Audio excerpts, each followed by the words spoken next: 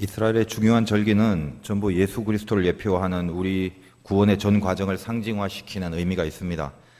그래서 저번 시간에 했던 유월절, 무교절, 그것은 신학적 용어로 칭의, 의롭게 되는 신분이 된 것, 그것을 상징하고 있고, 또 다음번에 해야 될 장막절은 성화, 예수 믿는 자녀가 하나님의 사람으로 만들어지는 그 과정을 다루는 것이고, 그리고 이제 오늘 다룰 77절은 다른 말로 오순절 혹은 맥추절, 초실절이라고도 하는데, 일단 그것을 한 묶음으로 같은 거다라고 이렇게 놓고 나서 그 부분은 신학적으로 영화, 우리 구원의 완성, 그리고 열매, 승리, 이제 이런 것들을 나타냅니다. 그래서 이 절기에 대한 복잡한 설명들은 오히려 민수기보다는 출애굽기나 레위기를 찾아보면 더 자세히 알아볼 수 있겠지만, 오늘 이 77절을 다룬다고 해서 뭐 복잡하게 앞뒤를 다 사스타시 다 살펴보지는 않겠습니다. 이 절기의 메시지 안에 깔려있는 정신, 그 정신이 뭔지 그런 핵심적인 것만 붙잡고 은혜를 나누기로 하겠습니다. 안 그래도 우리 이제 수련회 갔다 오신 분 많은데 아직 육신의 그 피곤함이 좀 있을 것인데, 성경 막 찾아보고 그러면 눈이 좀 아플 수도 있고, 오늘이 나오신 것만 해도 참 근근히 나오신 분도 있을 것인데요. 그래서 수련회 무사하게 은혜롭게 잘 끝난 기념으로 조금 편안하게 제가 드리는 말씀에만 좀 집중하여 이해를 하고 은혜를 깨닫게 하는 그런 시간을 가지면 될 것 같습니다. 자, 오늘 이제 77절에 대한 설명. 77, 벌써 숫자가 들어가죠. 7이 7번이 있는 날. 그래서 옛날 그 구구단 외울 때 77은 하고 잘 안 외워지면 뺑기 7 뭐 이렇게 외운 적이 있습니다. 근데 그런 거는 그 49라는 게 워낙 중요하단 말이죠. 그래서 이 7이라는 가장 중요한 숫자가 한 번 더 더해진 의미이기 때문에 엄청난 강조를 하는 거죠. 이 7의 기본은 안식일입니다. 하나님이 세상을 창조하시고 세상을 완벽하게 만드시고 7일 날 쉬셨어요. 그게 안식일인데, 그렇게 중요한 그 7, 세상을 완벽하게 만들었다는 것을 기념하기 위한 그 7, 이게 또 7번을 지났으니 49라는 건 완전 중에 완전이란 말입니다. 성경에 보면 마태복음 18장 21절 22절에 베드로가 예수님께 질문을 하죠. 형제가 죄를 범했습니다. 예수 믿는 사람인데 좀 봐줘야 되는데 몇 번 봐줘야 되나요? 이런 질문이죠. 7번 봐줄까요? 이렇게 물어봅니다. 예수님이 베드로에게 하는 말이 7번을 70번까지라도 해라 그럽니다.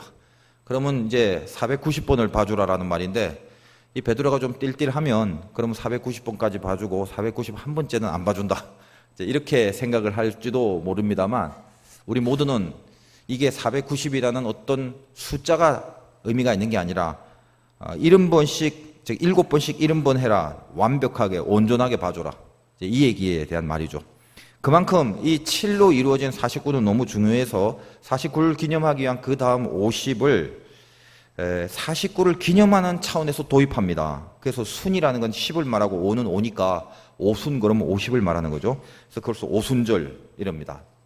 그러니까 결론적으로 여러분이 성경을 뒤져보거나 설교를 듣거나 기독교 서적을 볼 때 뭐 절기에 대한 복잡한 내용이 나오면 핵심 정리를 좀 갖고 있으면 돼요. 77절이란 말이 나오면 이건 오순절하고 같은 거다. 그리고 이 안에 내용들이 조금 복잡한데 제가 설명을 조금 더 드릴 것 같습니다. 어쨌든 그 핵심적인 것만 본다면 이 77절은 어디서부터 비롯된 49냐면 6월절입니다. 저번 시간에 했던 6월절 이후 49일, 7번이 7번 지난 그때의 절기. 그러니까 내용상으로는 뭐냐 하면, 이스라엘 백성들이 이제 농사를 지어서 추수한 곡식이 있잖아요. 처음 수확한 곡식을 하나님 앞에 감사의 제물로 드리는 그런 절기입니다. 그리고 그 절기에 맞는 제사법이 오늘 읽은 본문의 77절 제사입니다. 처음 곡식을 드렸기 때문에 그 이름을 처음이라고 해서 초실절이라고도 하고, 숫자상으로는 49 다음이니까 오순절이라고 하고, 그래서 이게 다 같은 부류라는 것입니다. 다시 한번 여러분의 그 학습을 위해서 머릿속에 77절, 오순절, 맥추절, 초실절 다 동일한 것을 의미하는구나라고 대강, 물론 굉장히 디테일하게는 좀 달라집니다만 대강 그렇게 여기시면 될 것 같습니다. 자, 이제 이런 절기나 어려운 이제 내용들이 많기 때문에 제가 이 말씀을 준비하면서 좀 갈등을 일으킨 부분이, 저는 예전부터 그랬어요. 제 설교의 철학이 뭐냐면 절대로 수준을 낮추지 말자, 이겁니다.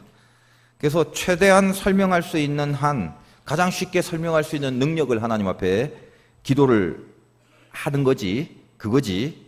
그냥 대강 이렇게 쉽게 좀 하자, 그 높은 수준 하지 말고 그냥 얕은 수준만 하자라는 것은 제가 허용이 잘 안 돼요.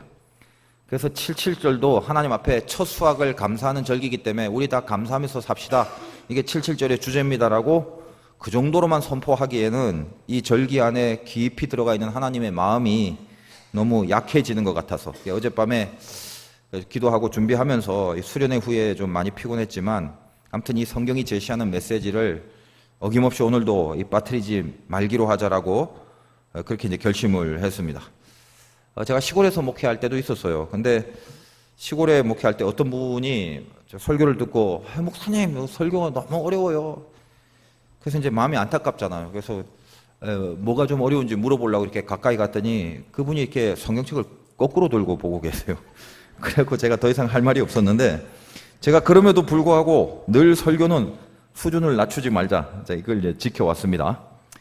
하물며 그랬었는데 명색이 우리 화도교회 성도님들의 그 수준에 제가 어떻게 이 수준 낮은 말씀을 전할 수 있겠습니까? 이번 제가 수련회도 느낀 거고 또 젊은이 단기 선교 같은 이런 외부의 행사들을 우리 교인들과 같이 하거나 젊은이들과 같이 할 때 매번 느낀 거지만 어딜 가나 참 칭찬이 자자해서 너무 감사합니다. 그 수련회 기간 동안 얼마나 더웠어요. 근데도 가만히 보면 이렇게 땀 흘려가면서 진짜 배후의 그 자기 역할, 그런 헌신, 충성 이런 데 너무 충실하여 많은 분들이 제 마음이 얼마나 참 든든한지 모르겠어요.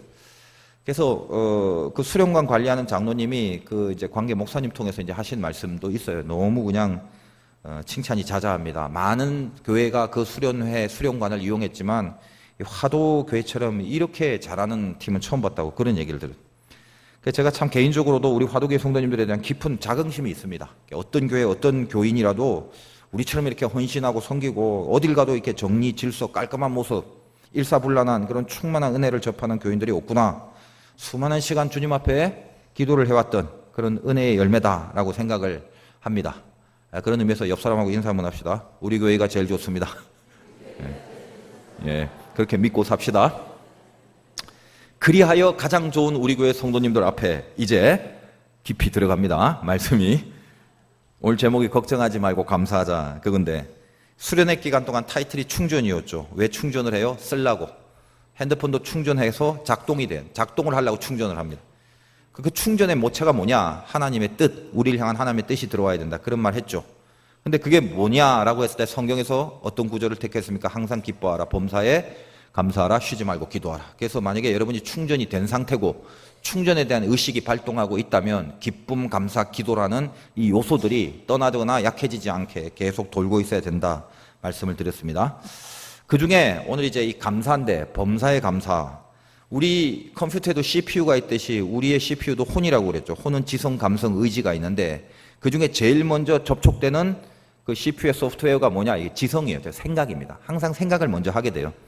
그러므로 이 생각이 감사를 해야 된다는 거죠. 우리가 범사에 감사라는 말은 범사라는 상황과 환경에 따라 감사라는 말이 아니라 어떤 상황이든지 간에 생각해서 감사를 잃어버리지 않는 생각의 능력을 키워라 이 말이고요. 생각이 감사해야 돼요. 상황이 감사하는 게 아니라 환경이 감사의 조건이 아니라 우리 생각이 감사할 수 있는 그게 능력이고 그게 믿음이라는 것입니다. 그러므로 오늘 이 77절 오순절에 하나님 앞에 감사의 예물을 드리고 감사로 절기를 삼는데 동일하게 그렇다면 우리도 이 감사에 편승되기 위해서 구체적으로 우리가 어떤 걸 감사해야 되느냐 이걸 오늘 말씀 가운데 두 가지를 좀 새기고 갔으면 좋겠습니다. 첫째는 우리가 믿게 된 거, 하나님을 믿게 된 거, 예수님을 믿게 된 거, 이 믿게 된 것을 감사해라 라는 말이에요. 이 77절도 오늘 제사법이나 내용들이 쭉 있지만 저번 시간 6월절 그 전에 초하루 제사법하고 거의 비슷합니다. 그래서 제사 방식에 대해서는 이미 설명을 했기 때문에 생략을 하고 이 77절의 제사의 정신 이걸 붙들어야 된다는 것입니다. 77절은 이 숫자를 어디서부터 계수합니까? 어떤 계수, 즉 그 출발점이 뭐냐라고 했을 때 6월절입니다. 저번에 했던 6월절과 무교절 거기서부터 계산을 해서 49를 센다는 거죠. 그러니까 무교절은 어떤 거였습니까? 6월절 지난 일주일 동안 누룩 없는 빵을 먹는 거고 누룩은 악이라는 걸 말하고 그러므로 우리가 이 악한 것을 내 안에서 제거하는 작업을 하는 영적 상징인 무교절이다. 그 말씀 했죠. 근데 이 무교절이 지난 안식일 다음 날부터 이스라엘은 그 곡식의 첫 번째 첫 곡식을 하나님 앞에 드렸는데 그 곡식은 보리였습니다. 이스라엘의 농경문화를 조금 이해를 한다면 보리하고 밀 두 개를 심습니다. 심고 나는데 뭐가 먼저 자라냐면 보리이기 때문에 보리를 먼저 추수하게 돼요. 그래서 처음 보리를 수확하고 나서 그걸 무교절 지난 첫 안식일 다음 날 이 보리 수확을 하나님 앞에 드립니다. 그래서 이것을, 자, 이제 이거는 굉장히 관심이 있는 사람에게는 굉장히 중요한 개념인데 그냥 뭐 이해가 되든 안 되든 이렇게 들어보시면 좋습니다. 이 안에 숨어 있는 메시지가. 이 초실절이라는 말이 처음 여기서 일단 등장합니다. 왜냐하면 처음 실과잖아요. 그래서 그 보리를 한 단 처음 드리는 거, 첫 번째 곡식을 드리는 거, 그걸 그냥 초실절이라고 말하는 경우도 있습니다. 말 그대로 이거는 그냥 처음 수확이라는 말을 한자로 풀어서 초실이라는 말을 붙인 거예요. 근데 그 처음 드린 곡식 이후, 즉 무교절이 끝난 안식일 다음 날부터 카운트를 해서 49일이 되는 날이 77, 49니까 77절이고, 그때는 이제 보리 다음에 나오는 밀을 수확하게 돼서 그 밀을, 첫 수확하는 밀을 갖고 하나님 앞에 제사를 드려요. 우리가 맥주 할 때 맥을 많은 사람들이 보통 보리로 좀 오해를 합니다. 근데 뭐 그걸 오해한다고 해서 뭐가 틀렸거나 뭐 잘못된 건 아닌데, 히브리 말로 이 맥이라는 말이 히타인데, 히타라는 말은 보리가 아니라 밀이에요, 실은. 그러니까 아무튼 뭐 그건 그렇고요. 그 밀의 첫 수확을 무교절 첫 번째 처음 곡식을 드린 이후로 49일째 되는 날 하나님 앞에 드리는 그거. 그래서 이걸 맥추절, 히타, 밀추절이죠. 밀추절. 그 다음에 이것도 역시 보리가 아니라 밀로선 처음이니까 이게 초실절. 그리고 49번째니까 77절이고 50일째 기념하니까 오순절이고 이렇게 되는 거예요. 그러니까 혹시 이게 성경에 좀 관심이 있는 사람은 약간 헷갈리는 부분이 있어요. 초실절 하는데 무교절 지나고 처음 곡식 드린 것도 초실절이라고 하고 49일 지난 그 다음에 밀로 드린 것도 초실절이라고 해요. 그러니까 진짜 절기는 이쪽이 진짜 절기인데 어차피 전체가 한 묶음이기 때문에 그냥 이 초실절도 한 묶음으로 생각해도 별 큰 지장은 없습니다. 그러나 처음 드리는 이 부분은 처음 보리를 드렸다는 의미에서 그냥 초실이라는 말을 붙였다. 막 그 정도 상식적인 것만 좀 이해를 해도 될 것 같습니다. 근데 이 부분을 의외로 이제 모르는 사람 좀 많은데 관심이 있으신 분은 그렇구나라고 개념을 잡으시면 되고, 이런 복잡한 내용 굳이 모르더라도 사실 알아야 될 가장 중요한 게 뭐냐 하면 이 맥추절, 오순절 이거는 6월절 즉 무교절 다음 49일이란 말이죠. 자, 앞에도 첫 열매 드렸습니다. 앞에 드린 첫 열매도 있고 49일이 지난 50일째 드리는 열매도 있습니다. 이것도 첫 열매죠. 이거는 밀, 이거는 보리 이런 개념인데, 근데 이게 밀이냐 보리냐가 중요한 게 아니라 이 앞에 드린 첫 열매는 6월절을 통하여 드린 열매이기 때문에 영적 상징이 예수 그리스도예요. 그래서 예수 그리스도를 첫 열매, 첫 아담, 첫 번째 사람, 신약 성경에 그렇게 해석을 하는 이유가 거기 있습니다. 그리고 49일이 지난 오순절에 드리는 이 열매는 첫 열매인데 어떤 열매냐면 이 첫 번째 열매인 첫 아담 예수 그리스도로 인하여 비롯된 49일 뒤에 오는 첫 번째 열매. 그거예요, 그거. 다시 말해서 이 6월절은 예수님의 십자가의 부활의 사건이라고 그랬죠. 그 사건이 있어야 카운트가 가능해요. 이 사건을 시작으로 해야만 49가 의미가 있어요. 스타트가 없으면 안 되죠. 1부터 세야 될 거 아니에요. 언제부터 세냐? 십자가 부활부터 세는 거예요. 6월절부터 세는 거예요. 그래서 이 십자가 부활의 사건으로부터 하나님의 완전수이며 창조수인 7을 강조하고 강조하여 다시 7을 하여 더 완전한 온전한 창조, 새로운 창조의 개념으로 생겨진 요 첫 번째 열매, 그거를 77절 즉 오순절에 드린다는 뜻이죠. 요 첫 번째 열매, 완전히 새롭게 창조된 이 예수 그리스도로 말미암아 비롯하여 새롭게 창조된 이거 보라, 이제는 새로운 피조물이라. 옛것이 지나가고 새것이 되었도다. 이 77절의 첫 열매, 6월절에 그리스도의 첫 열매를 시작으로 맺어진 또 다른 첫 열매인 우리들. 이걸 뭐라고 말하냐면 오늘 본문 26절을 보겠습니다. 28장 26절. 77절 처음 익은 열매를 드리는 날에 너희가 여호와께 새 소재를 드릴 때에도 우리를 새 소재, 새로운 소재다 이렇게 얘기를 하는 것입니다. 수준이 높으신 우리 성도님들은 이때 감동을 받아야 될 점이 뭐냐? 내가 새 소재네. 어디서 비롯된? 그 6월절로부터 그게 있었기 때문에 지금 내가 새롭게 되었네. 그거예요. 요게 감사한 거예요. 요걸 감사하란 말이에요. 근데 그때 뭐 하냐? 26절 다시. 77절 처음 익은 열매를 드리는 날에 너희가 여호와께 새 소재를 드릴 때도 성회로 모일 것이요. 자, 오늘도 이 예배도 성회죠. 여기에 마지못해 끌려 나온 사람이 있을지도 모르겠어요. 근데 이 자리는 적어도 뭐 그런 사람 빼고는 신자, 즉 하나님의 자녀가 되었다는 증거로 드려지는 첫 열매인 새 소재, 나. 주님 때문에 그 첫 열매 때문에 새로운 첫 열매가 된 내가, 새 소재가 지금 앉아 있을 수 있는 곳이 성회라는 거예요. 너희는 성회로 모일지라. 하나님의 자녀여야만 여기 앉아 있는 건 맞죠? 세상에 안 믿는 사람들은 남들 다 노는 빨간 날에 여기 앉아 있는 것이 이해가 안 되고 납득이 안 되고 용서도 안 돼요. 이 좋은 날 산으로 강으로 놀러 가기도 바빠 죽겠는데 왜 여기서 더워 죽겠는데 앉아 있냐? 저 세상 사람들은 이 자리가 의미가 없어요. 이 성회가 아무런 의미가 없어요. 근데 우리가 여기 있는 이유가 뭐예요? 작든 크든 믿음이라는 게 우리 한 구퉁에 조금이라도 없다면 이 자리는 절대로 불가능한 자리. 마지못해 누군가에 의하여 타의적으로 끌려 나오지 않는 이상 조금이라도 믿음이 있어야 이 성회가 가능한 거죠. 그렇다면 그 믿음이 어디서 생겼냐 이거예요.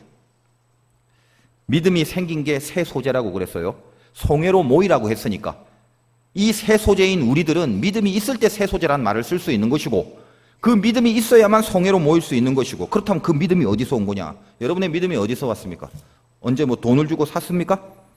아니면 열심히 노력해서 얻었습니까? 아니면 어디 계룡산에서 돌을 닦다가 얻어진 것입니까? 아니면 무슨 공부를 많이 해서 얻게 됐습니까? 어디서 온 거예요? 성경은 말하는 거예요. 유월절에서 왔다 이거예요. 이 새 소재, 새 열매는 유월절로부터 비롯된 거다. 이 의미를 하는 것입니다. 그 첫 열매의 첫 아담인 예수로 말미암아 비롯된 믿음이라는 얘기를 계속하고 있는 거예요. 자, 이스라엘의 출애굽은 유월절 때문에 가능하다라고 몇 번이나 말씀을 드렸죠. 9가지 재앙이 있고 나서 10번째 재앙이 있었지만 아무리 큰 재앙이 있다 할지라도 유월절이 없다면 바로는 절대로 이스라엘 백성들을 출애굽하는 것을 오케이 하지 않습니다. 9재앙이 아니라 90개의 재앙이 있다 할지라도 이스라엘의 출애굽을 절대로 허락을 안 했을 거예요. 뭐가 없었다면, 유월절이 없었다면. 다시 말하여 이스라엘 백성들이 애굽을 떠난 시점은 무조건 유월입니다. 99개의 재앙이 있다 할지라도 바로는 허락하지 않았을 거예요. 100번째 유월절이라면 그때 허락합니다. 거꾸로 재앙이 아무것도 아닌 거 한 2-3개만 있다고 칩시다. 뭐 깨구리 같은 거 튀어나온 재앙 이 정도. 웬만큼 견딜 수 있는 재앙. 그런 게 한 2개 정도만 있다 할지라도 3번째가 유월절이었다면 바로는 허락을 합니다.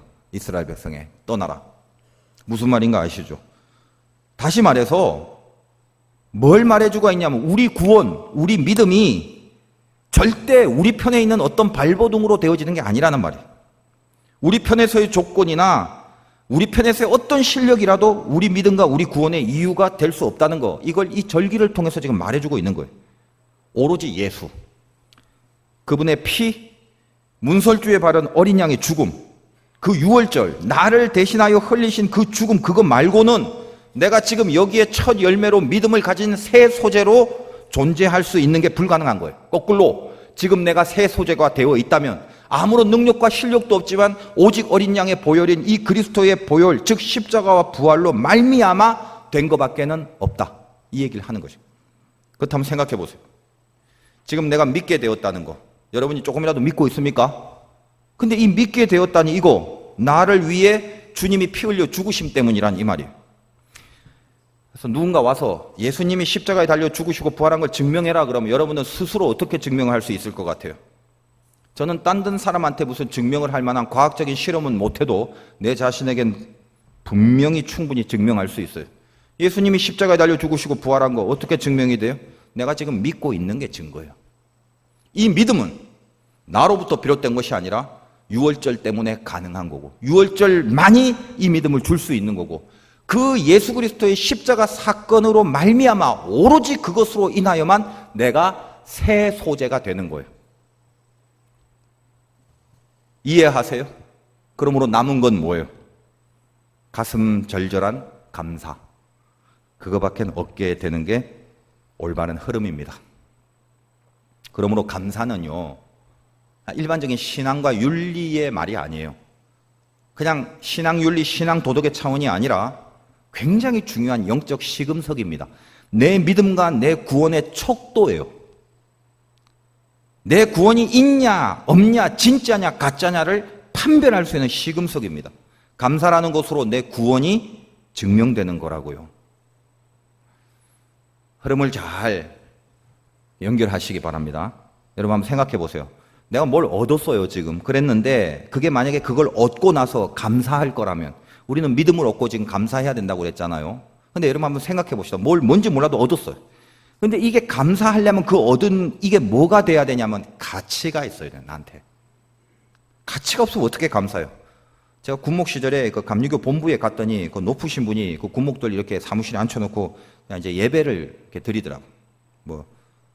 무슨 잔소리도 많이 하고 이래 쭉 둘러앉아서 예배를 드리는데 막 일장 설교를 하시다가 이분이 옆에 핸드폰에 갑자기 전화가 오니까 그 설교 중에 전화를 받더라고요. 근데 제가 갑자기 화가 확 나는 거예요. 아니 이게 우리를 무시하는 것도 아니야. 그러니까 우리를 무시하고 말고 떠나서 높으신 분이니까 그렇다 치더라도 지금 이게 예배인데 아무리 규모가 작아도 와 이건 도대체 뭐 하는 건가? 그래서 제가 일어나서 가려고 그랬어요. 그냥 그땐 이제 하도 이제 좀 젊으니까 혈기도 있고 그래서 근데 이제 삐집고 나갈 틈이 별로 없어서 꾹 참고 있긴 있었는데 아무튼 끝나고 나서 그 높으신 분이 선물을 주더라. 전부 다 큰 선물. 너무 무거워서 잘 이렇게 들 수도 없는 엄청난 부피의 선물이. 뭘 줬냐면요. 자기 설교집 수십 권을 끈으로 묶어서. 나 그렇게 부피가 크고 무거운 선물을 받았는데 우리 중에 아무도 감사한 사람이 없어요. 이게 철이불능이라고 그냥 인상만 쓰더라고요. 한두 권 정도 받으면 그저 그 삼겹살 구울 때 버너 밑에 이렇게 받침이라도 쓰지 이 수십 건을 주니까 이거 어떻게 갖고 가라면. 왜 우리는 다 그렇게 생각했을까요? 그 큰 걸. 가치가 없으니까. 그거는 가져도 짐이죠. 차라리 없는 게 낫죠. 여러분 믿음이라는 거 보세요. 그것이 나에게 믿음이 주어졌다는 걸 감사라고 알고 믿음이 있다는 걸 감사하는 것에 동의하는 사람은 제가 분명히 말씀드립니다만 이 믿음의 가치를 아는 구원받은 자녀죠. 그래서 감사가 구원의 척도가 되는 거란 말이에요. 지금 이 중에도 내가 믿음은 작아도 믿음 갖게 된 게 참 감사해 라고 조금이라도 끄떡이시는 분은 구원 얻은 자의 증명이에요. 왜? 감사가 그리고 그 믿음이 가치가 있다는 걸 알기 때문에 그래요. 근데 이런 얘기를 해도 이거 뭐 믿음이 생기게 뭐 감사해? 혹시 이런 사람이 있다면 그거는 단순해요. 믿음에 대한 가치를 모르는 거죠. 믿음이 필요가 없고 믿음이 가치 있다고 생각 안 하는 거예요. 우리가 그 선물 받고 나서 이 책을 밖에 그 쓰레기통 옆에 두고 간 사람도 있어요. 왜? 가치가 없다고 생각되는 거죠. 그래서 믿음이 생긴 게 감사하지 않은 사람은 실은 믿음이 있는데도 감사하지 않는 게 아니라 믿음이 없는 거예요. 쓰레기통에 놔두고 간 거예요. 수련의 기간 동안 범사에 감사하라. 그건 공간의 문제라고 그랬죠. 상황의 문제. 항상 기뻐하라. 그 항상은 시간의 문제라고 그랬죠. 그러니까 공간은 뭐냐? 범사예요. 즉 어느 상황에 던져졌던 감사하라의 말입니다. 근데 우리가 감사할 때 제일 먼저 감사할 생각을 한번 해보세요. 기도하면서 속상한 상황이 있고 어려운 상황이 있지만 그래도 기도 가운데 감사를 해야 되니까 주님 감사합니다라고 할 때 많은 감사의 내용이 막 떠오를 수가 있어요. 하나님 오늘도 굶지 않게 해주셔서 감사하고 아침에 눈을 뜨게 해주셔서 감사하고 코끝에 호흡이 멈추지 않게 해주셔서 감사하고. 여러분 혹시 경험해 봤습니까? 은혜가 극에 달하면요 감사에 미쳐버려요. 그냥 너무 감사해서 어쩔 줄 모르겠어요. 맨날 그랬으면 좋겠는데 우리가 연약하고 신통치 않으니까 맨날 그럴 수는 없잖아요. 근데 극에 달하면 그런 경험을 하게 되더란 말이에요. 그런데 그런 수많은 감사들 내용 중에 그 다음 이어지는 감사 하면서 이 감사의 실타래를 계속 풀 수 있는 첫 번째 뿌리 감사. 이게 뭐냐 하면 내가 예수를 믿게 된 거를 감사하다라고 하라는 거예요. 여러분이 믿게 되어서 어떤 효과가 있기 때문에 그걸 감사해야 돼요? 믿음의 자녀들이 됐죠. 그럼 자녀들만의 특권이 있죠. 보혈의 공로를 덧입어요. 자기 아들의 피를 통해서 살린 자식이 우리 첫 열매예요. 자기 아들의 첫 열매를 통하여 우리를 낳게 한 것이 주님의 은혜예요. 그러므로 생각을 해보세요. 이 주님이 당신의 아들을 죽이셔서 만들어 놓은 새 소재, 그 자녀가 어려운 상황에 처할 때 주님, 하나님, 아버지라고 부르는데 자기 아들을 죽여서 자녀 삼은 그 자녀가 부르는데 거기에 귀를 기울이지 않을 하나님이시겠냐 이 말이에요. 생각을 해보라고. 그러므로 저와 여러분이 어떤 어려운 공간, 어려운 상황 속에 처해졌다고 칩시다. 살다 보면 인생이라는 게 어려운 상황에 들어갈 때가 있죠. 어떻게 요리조리 좋은 데만 갑니까? 마음에 안 드는 상황, 벗어나고 싶은 상황들이 생기게 마련입니다. 근데 거기서 하나님 짜증나요, 열받아요, 그렇게 하지 말라는 거예요.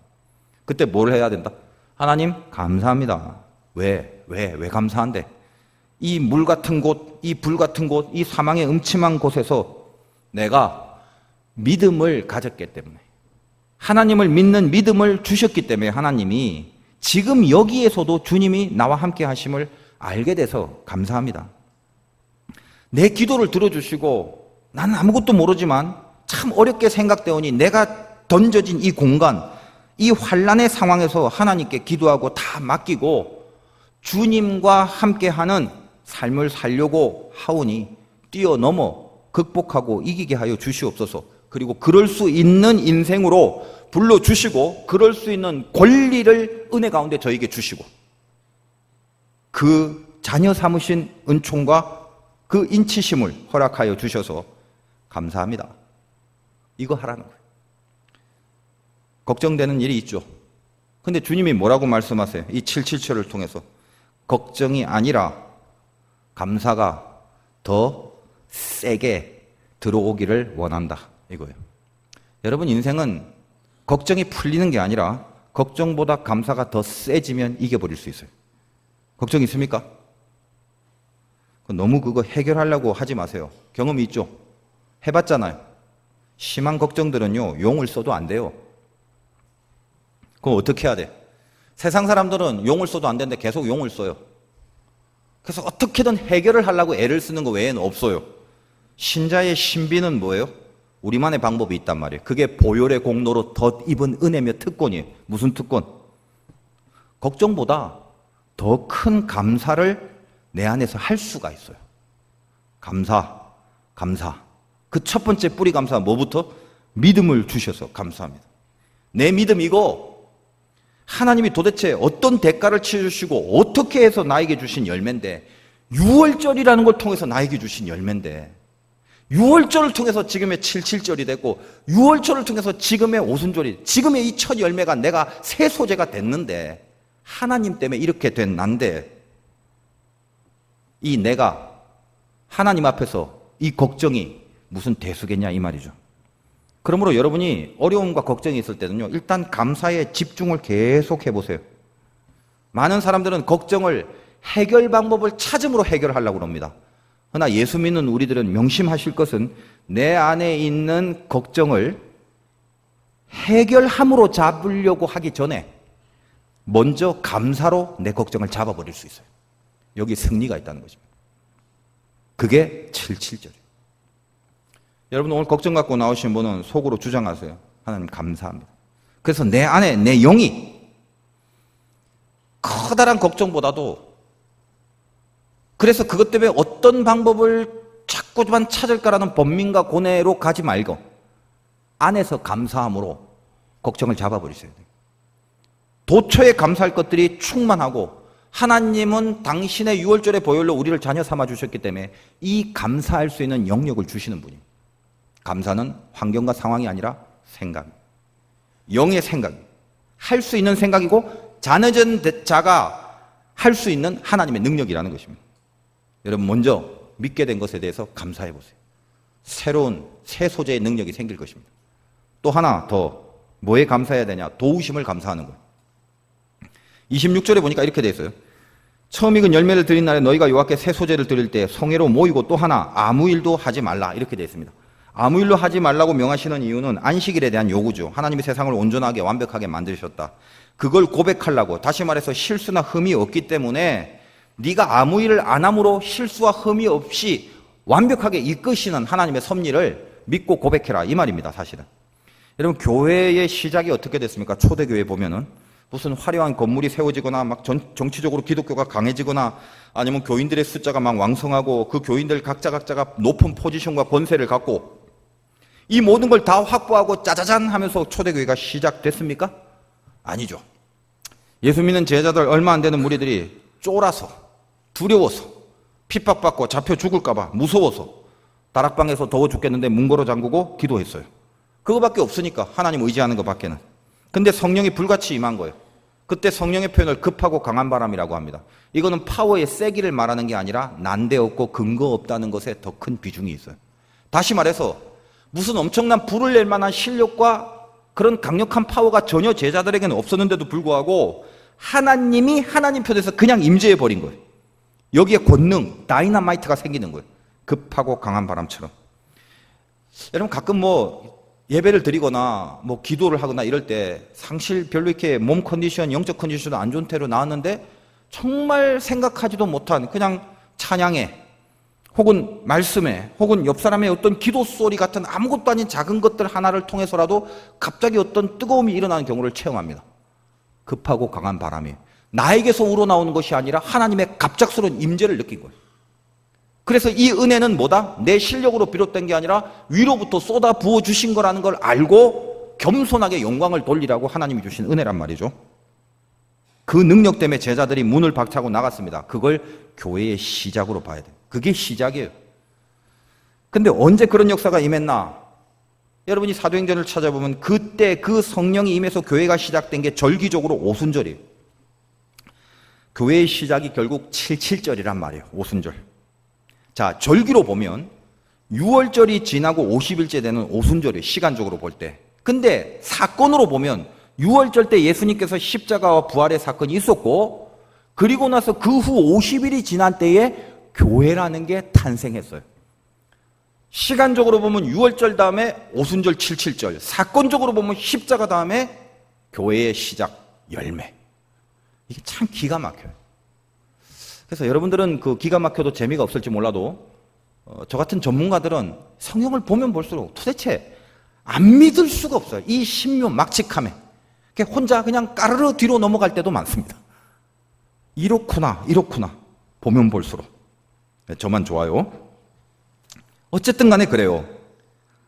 하나님이 아무 일 하지 말라고 명하신 그 77절 오늘 말씀에 아무 일도 하지 말랬잖아요. 근데 제자들 한번 보세요. 진짜 아무것도 할 수 없었어요. 문 걸어 잠기고 무서워서 기도밖에 할 수 없는 그들의 상황 속에 하나님이 임재하신 거예요. 하나님이 친히 불같이 역사하셔서 그들을 도왔기 때문에 교회가 가능한 거예요. 여러분 우리 교회도 마찬가지예요. 우리 교회뿐만 아니라 어떤 교회라도 마찬가지예요.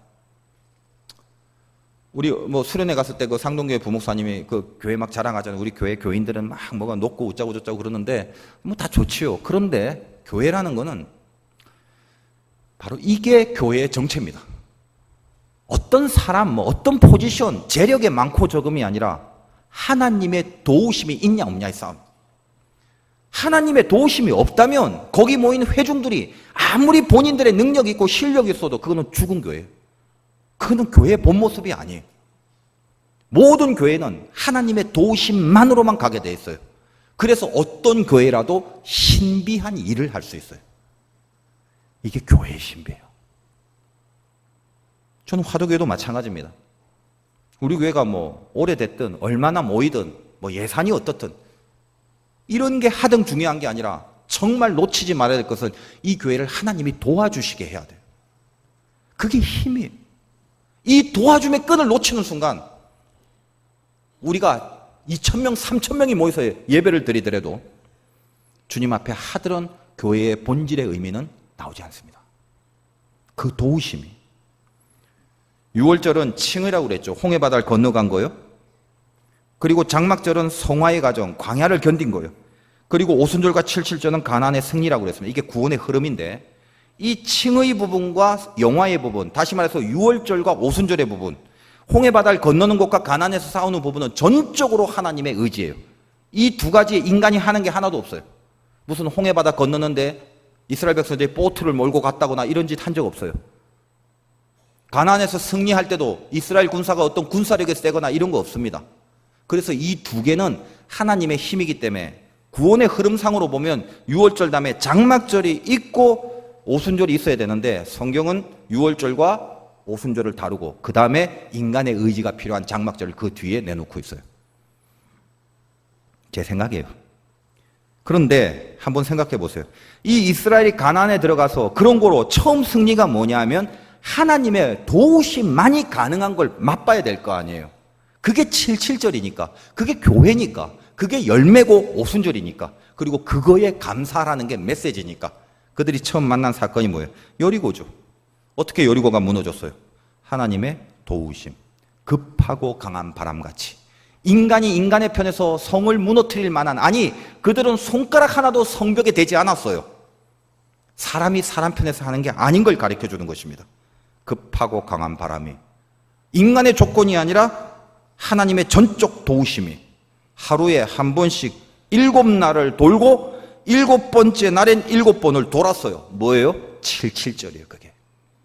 그게 오순절이에요. 그게 열매예요.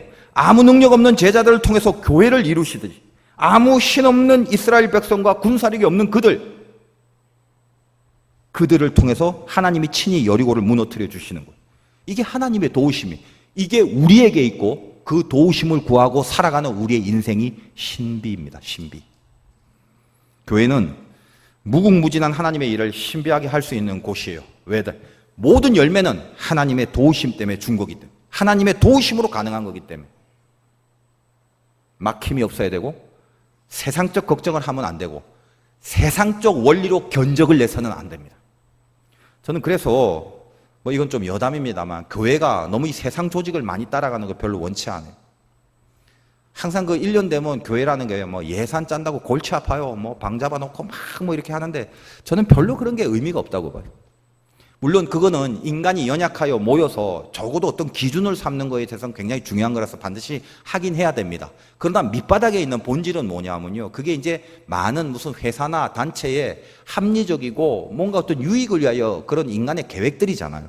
그러니까 분명히 그렇게 해야 됩니다. 그건 맞는데, 깊은 마음의 느낌이 뭐냐면 하나님의 어떤 역사를 위해서 너무 인간적인 견적을 내는 거는 별로 안 좋은 건 맞아요.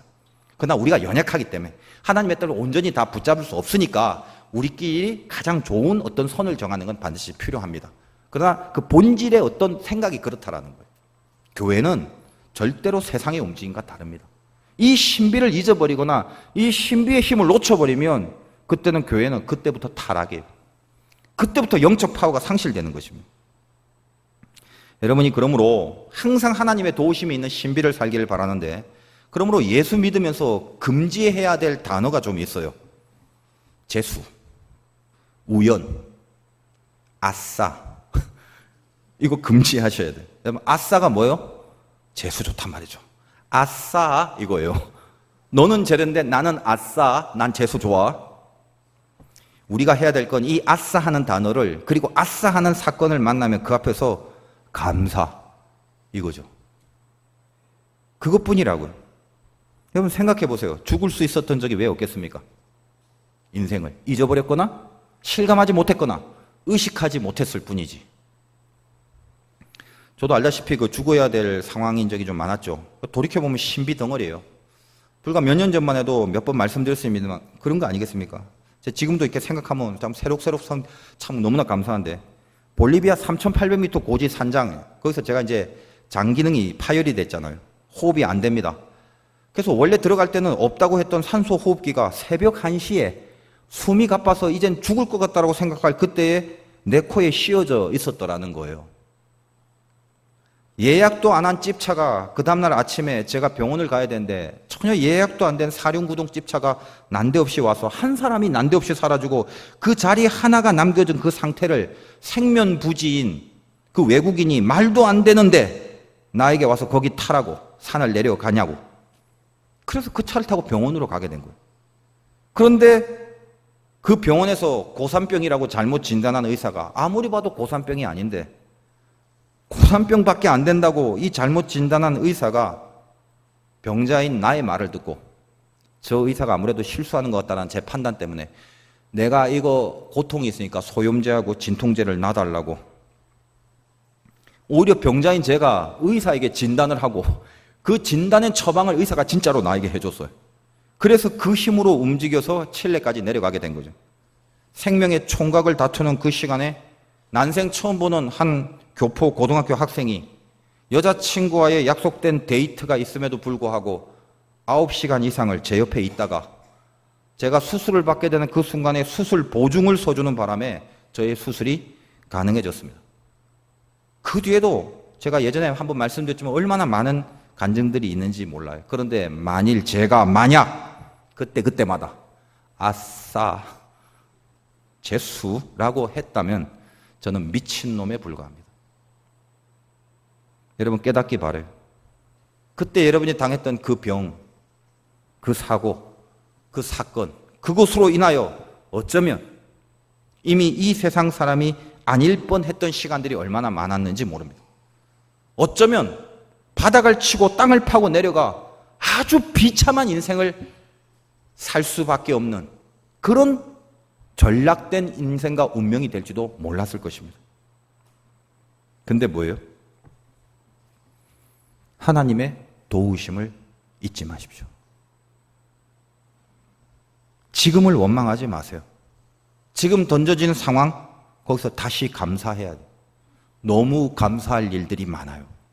동산의 모든 실과를 먹이시는 하나님, 너무 감사하죠. 근데 유독 딱 하나 먹지 말랬어요. 선악을 알게 하는 선악과. 많은 걸 다 먹을 수 있는데 딱 하나 먹지 말라는 그건 먹지 말라고 했다고 해서 불평하고 원망하는 것이 인간입니다. 그게 나라고요. 마귀가 들어와서 진짜와 실체를 못 보게 하고 감사의 모든 능력을 상실시켜 버렸기 때문이죠. 오늘 77절에 하나님이 왜 아무 말도 하지 말라고 했습니까? 아무 일도 하지 말라. 다시 말해 완벽하고 온전하고 흠없이 내가 너를 돕는다. 아무 일도 하지 않는다는 것은 하나님의 도우심을 믿고 감사해라. 바로 이 말이에요. 사람은 이 영과 혼과 육이 살아있는 동안에 유기적인 연결이 되어 있죠. 제가 이 세계에서 오래 산 사람들을 한번 조사해 봤어요. 일본에 보니까 116세 오카와 미사오, 미국의 116세 거트루드 위버, 이탈리아의 엠마 모라노 115세, 남아공의 모로코 데모 오래 살았네요. 135세. 130세를 산 그루지아의 안티샤라는 사람. 쭉 훑어봤는데 이 사람들 도대체 왜 오래 샀을까? 보니까 단백질 섭취가 많았어요. 근데 그것도 사람마다 좀 다르긴 하죠. 근데 제가 이걸 쭉 보면서 제가 그 신미안이 있잖아요. 여러분이 믿으실지 모르겠지만 쓱 보면 이렇게 딱 잡히는 게 있어요. 알고 싶더라고요. 이 모든 가장 오래 장수한 사람들에게 누구에게나 적용되는 핵심 공통점이 뭘까? 알아냈어요, 제가 그걸. 여러분 120세까지 사셔야죠, 다. 그러니까 이 비결을 이제 가르쳐 드릴게요. 그 홍삼 같은 것만 들이다 먹는다고 오래 사는 거 아닙니다. 이제 요거를 이제 여러분이 이제 알고 가시는 거예요. 제가 일부 예배도 좀 갈등을 했는데 참 아까워요. 가르쳐 주기가. 나중에 알고 싶은 사람 개인적으로 오면 제가 돈을 받고 가르쳐 줄까 지금 생각하고 있는데, 근데 곰곰이 생각하니까 제가 이제 목사라서 우리 교회 성도님들한테만 가르쳐 줄 테니까 어디 가선 얘기하지 마십시오. 여러분만 120살 이상 사십시오. 제가 이제 발견한 거예요. 쭉 보니까 이거 하나는 다 있어요. 굉장히 강력한 공통점 하나가 있어요. 뭐냐? 화를 내지 않았다는 거예요. 미국 데이비스 대학의 로버트 에머슨 교수가 이 뇌에 대한 연구를 했습니다. 192명의 대학생을 상대로 일부의 감사 일기를 쓰게 하고 뭐 여러 가지 복잡한 구조적인 그 작업을 했는데 그건 다 말씀 뭐 드리긴 그렇고, 어쨌든 뭘 비교했냐면 감사하는 사람과 감사하지 않는 사람의 행복 지수를 비교했어요. 신체 지수, 건강 지수, 행복 지수, 기타 등등. 월등하게 감사하는 사람들이 많았다라는 것을 과학적으로 발표를 했어요. 그 중에 이런 거죠. 감사를 하게 되면 심장의 박동수와 뇌의 뇌파의 주파수, 이게 아주 정확하게 일치하게 된다는 것입니다.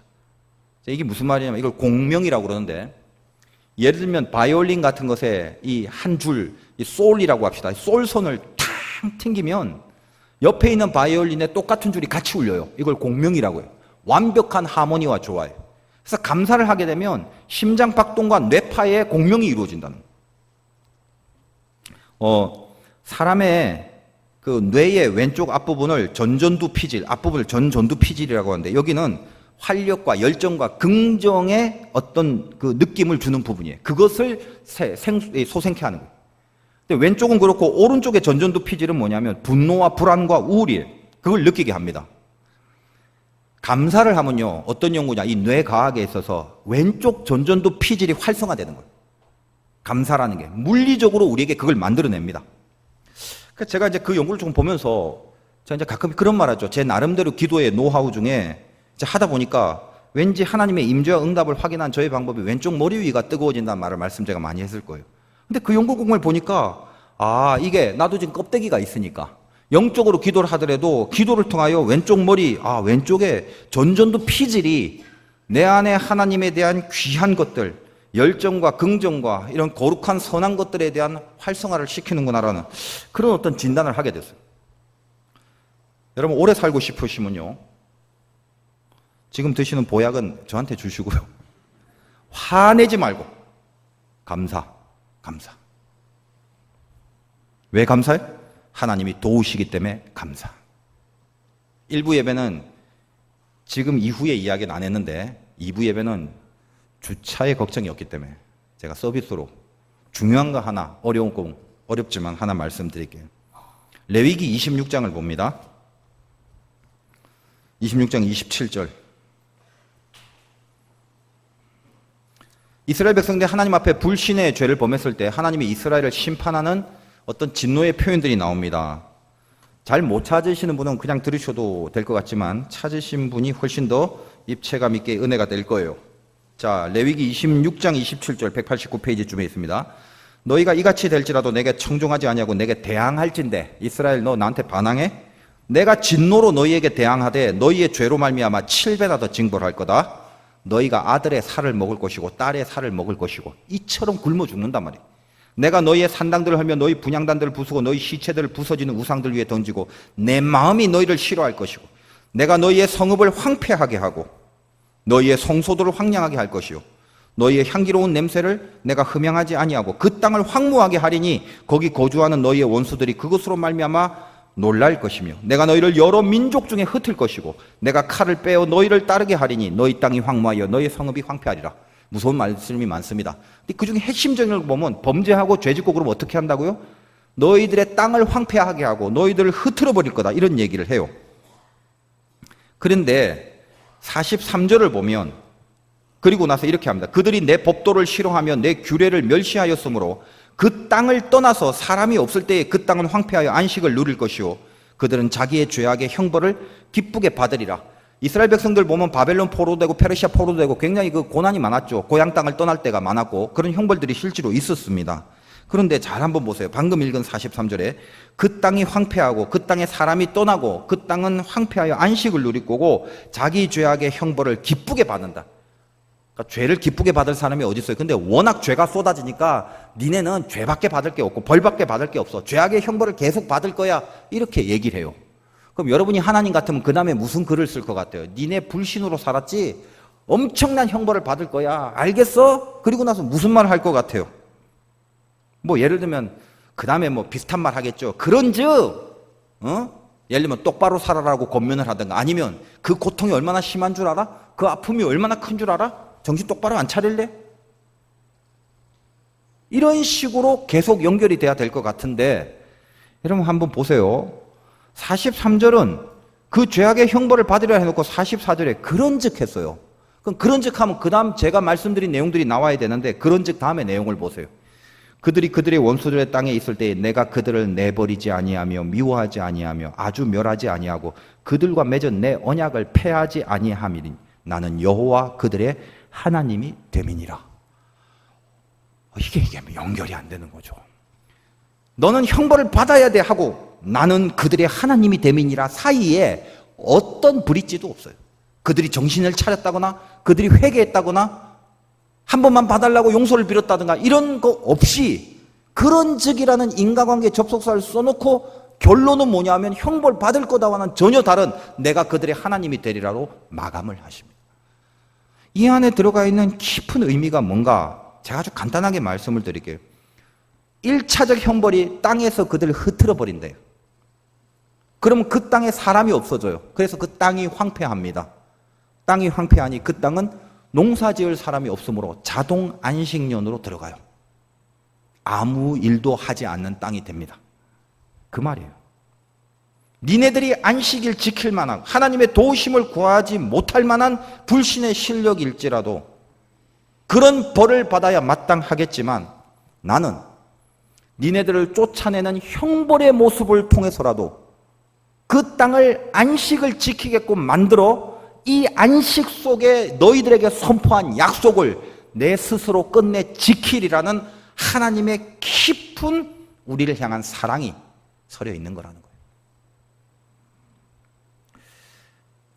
이미 스스로 하나님이 홀로 안식일을 약속하셨어요. 아무런 열매를 낼 수 있는 자격과 조건이 없는 우리들을 유월절을 통하여 우리에게 열매를 거두시고 우리에게 믿음을 주신 그분이 우리의 엉망진창의 실정에도 불구하고 우리를 도우신다는 약속이에요.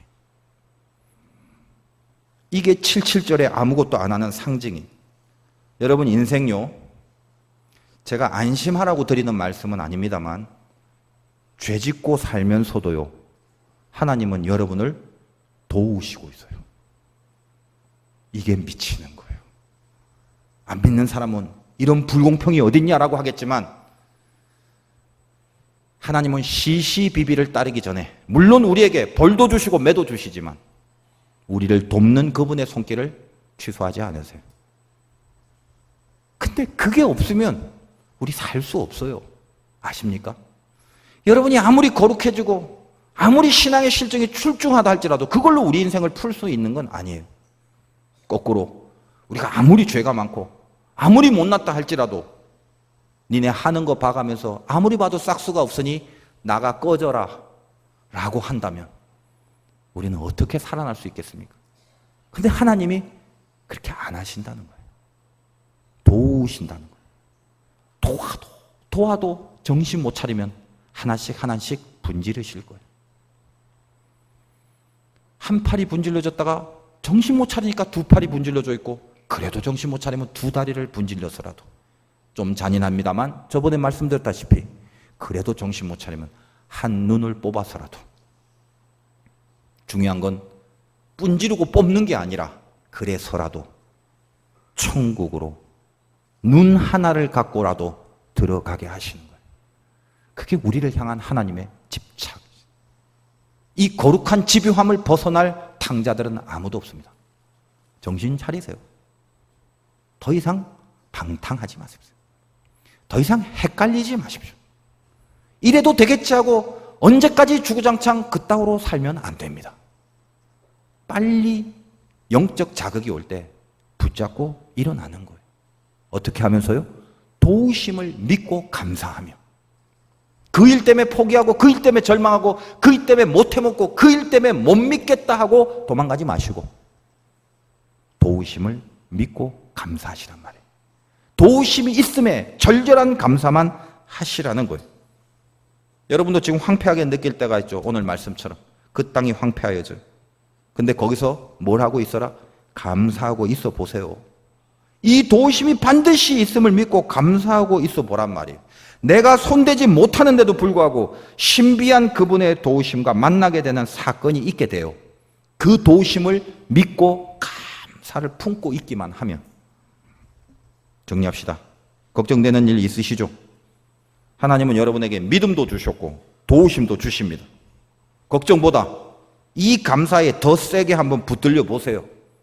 그것이 아무것도 없는 우리에게, 그야말로 하나님 한 분밖에 없는 우리에게는 신비한 인생의 열매를 주시는 거룩하고 신실하고 틀림없는 조건이 될 것입니다.